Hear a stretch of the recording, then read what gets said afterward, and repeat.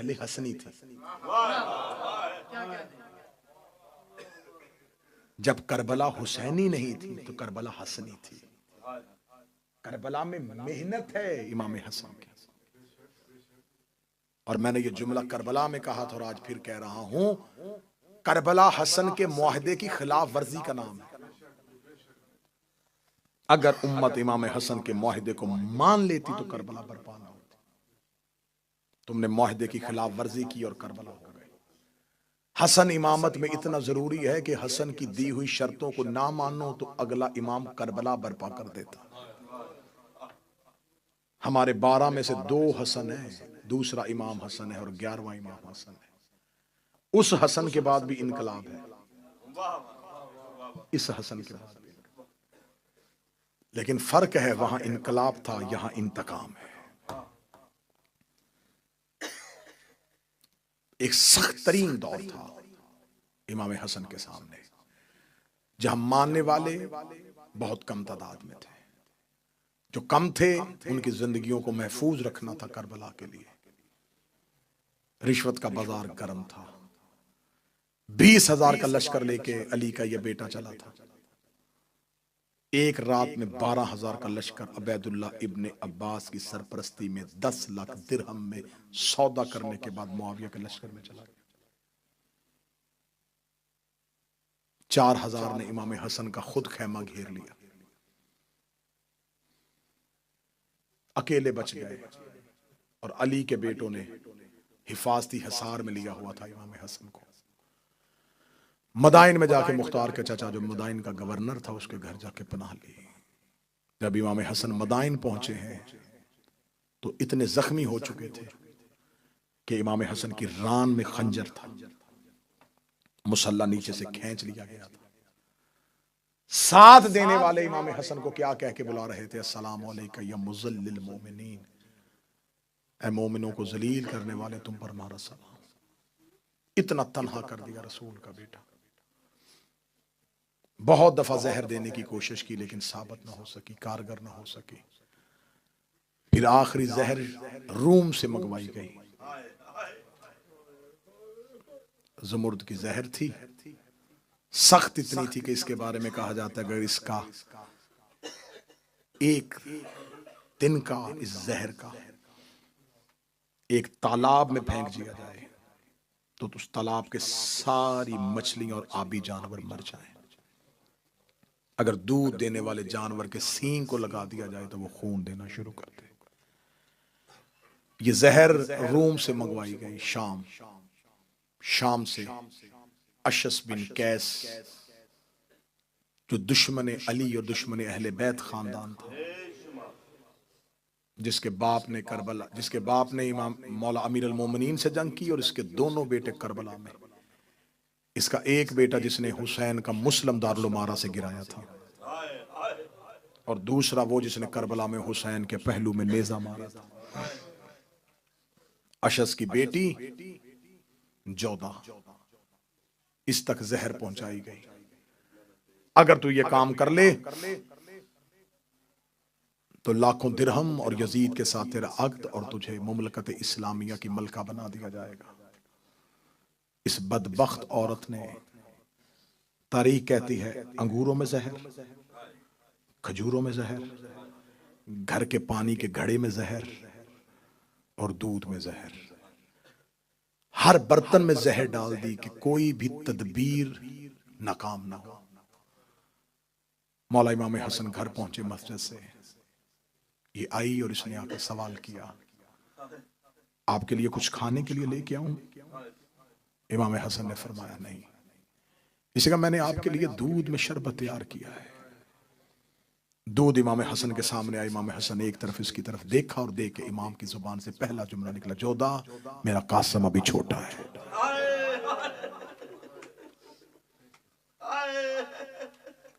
इसने कहा आप नोश फरमाइए। दूध का प्याला हाथ में आया, आंखें बंद हुई और आंखों से आंसू इमाम की दाढ़ी में आए। पहला घूंट भरा और भरने के बाद पहली सतर कही, क्या मैं तेरा अच्छा इमाम नहीं था? क्या मैंने तेरी कोई हक तलफी की थी? किसी ने कहा और दूध पीजिए, इमाम ने फरमाया अगर एक घूंट से ही तेरा काम हो जाए, मुझे दूसरा क्यों पिला रहे हैं। जहर इतनी शदीद थी कि इमाम के जिगर तक पहुंच गई। आधी रात मदीने की गलियों में रसूल का बेटा कभी इस दीवार से कभी इस दीवार से गिरते गिरते फरवा बीबी के दरवाजे तक ऐसे आए जैसे अकबर की लाश पे हुसैन।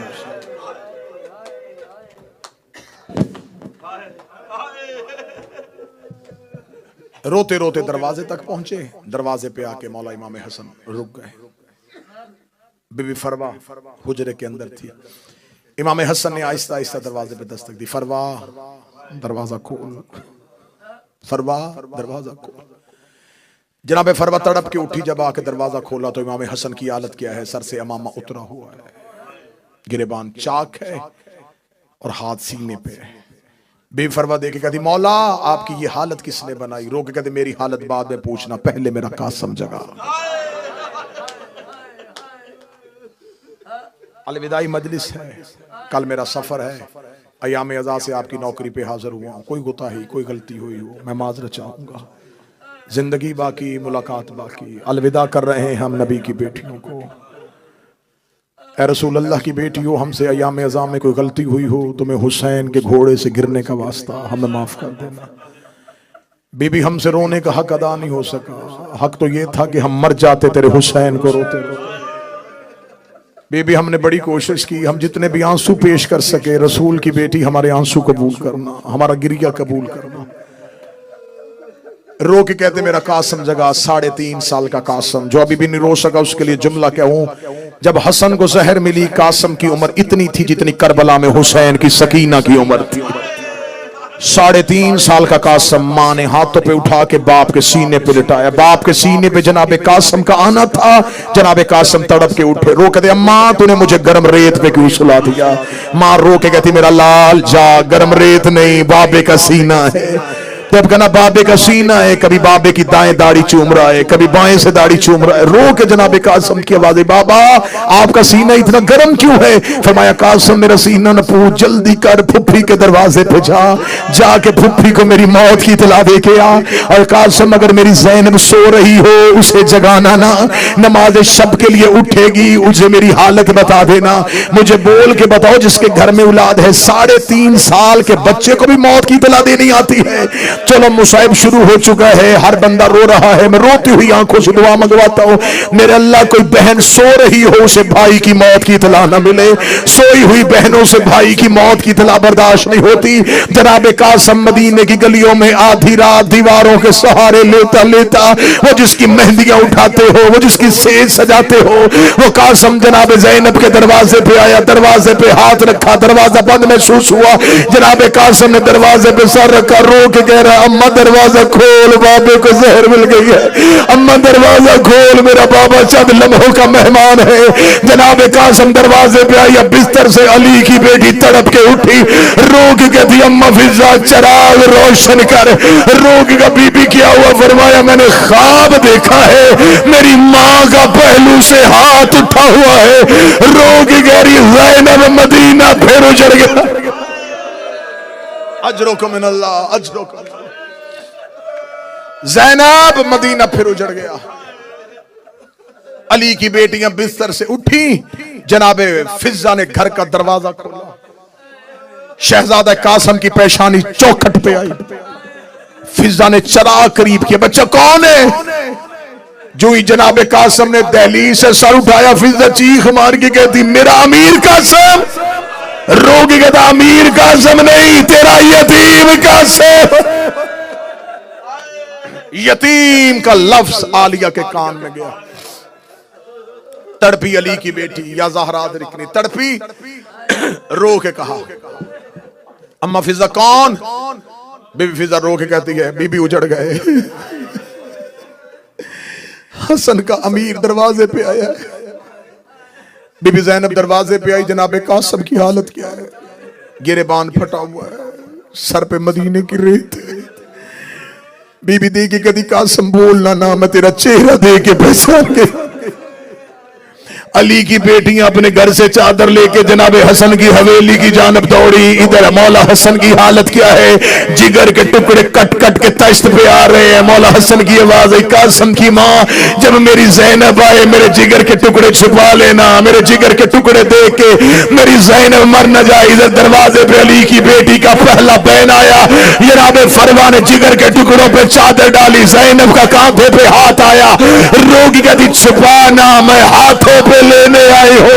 मेरी माँ ने वसीयत की थी जितने मेरी सनत के टुकड़े हुए हैं इतने हसन के जिगर के टुकड़े।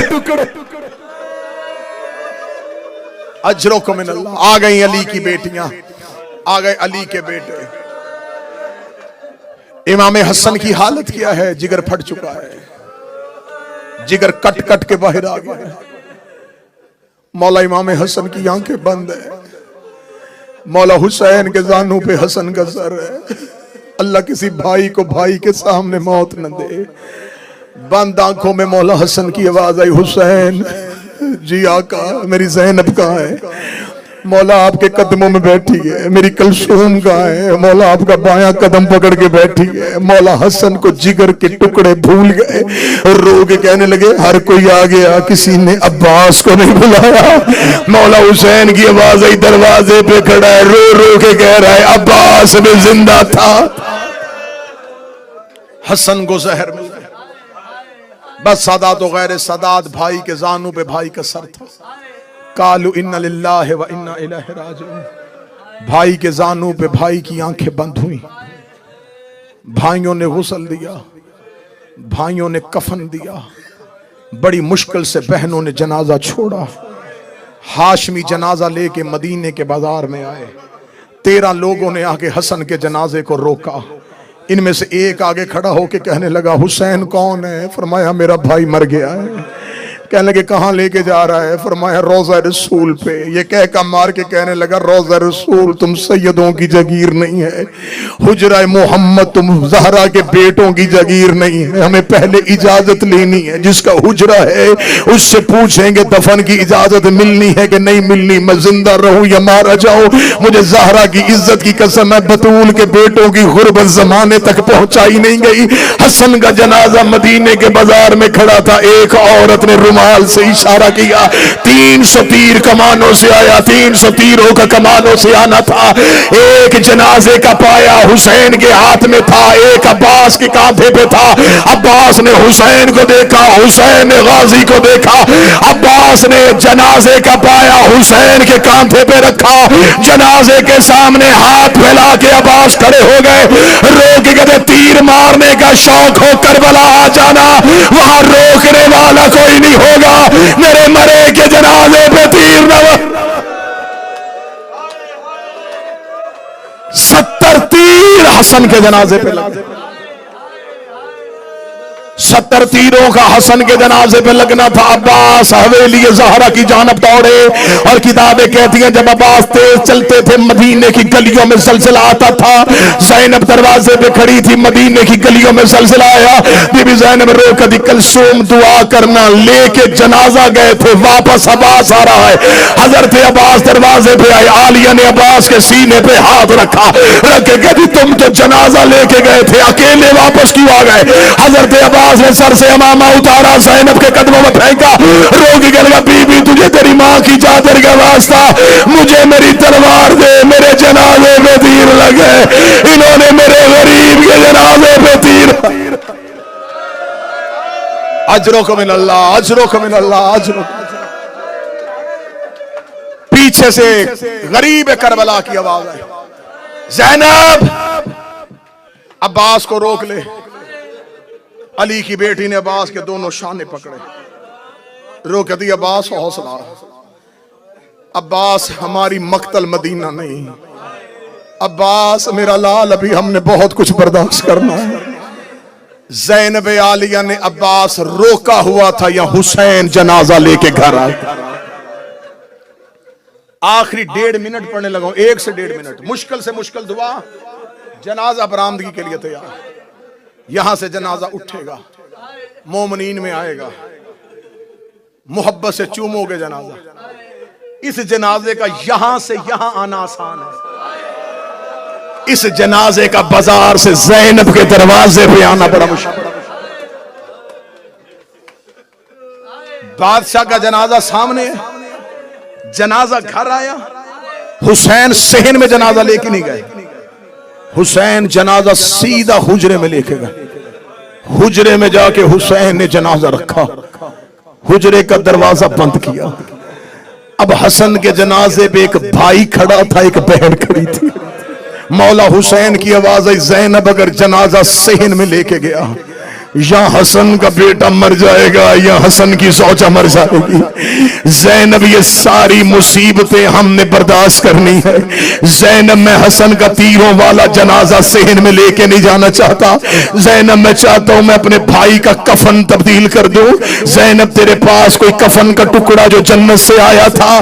बीबी ज़ैनब ने हुसैन के गले में बाहें डाली, रोक कर दी। वो तो जन्नत से जबरील कफन लेके आया था, उसके 5 टुकड़े थे। एक माँ ने नाना को दे दिया था, एक हमने 3 जमाती सानी को मां को दे दिया, एक हमने 21 रमजान को बाबे को दे दिया, एक टुकड़ा मैंने अभी हसन को दिया है। अब मेरे पास एक कफन है हुसैन, वो मैंने तेरे हिस्से का बचा के रखा है। गरीब ने बहन के गले में बाहें डाली, रोकेगा मेरे हिस्से का कफन भी ले आ। रोकेगा थी फिर तू क्या पहनेगा? हुसैन रोकेगा मुझे कफन की जरूरत ही नहीं होगी, मेरे हिस्से का कफन भी मेरे हसन को पहना दे। आखिरी जुमला पढ़ने लगा हूं जिसने गलियों में मातम करना है। हुसैन भाई के जनाजे में बैठे, हुसैन हसन के जनाजे से तीर निकालने लगे, या ज़ैनब ने हुसैन की कलाई पे हाथ रखा, रोक कर लगी, उठ हुसैन, तू भाई के जनाजे से तीर ना निकाल। अगर तूने हसन के जनाजे से तीर निकालने हैं तो अकबर के जिगर से बर्छी कौन निकालेगा? असगर की गर्दन से तीर कौन निकालेगा? अब्बास की आंख से तीर कौन निकालेगा? हुसैन रोक दे, ज़ैनब फिर तीर कौन निकाले? ज़ैनब भाई के जनाजे में बैठी, ज़ैनब ने पहला हाथ तीर पे डाला, ज़ैनब ने तीर निकाला, या ज़हरा की आवाज आई, ज़ैनब और तू भाइयों की लाडली बहन। मातम हसन।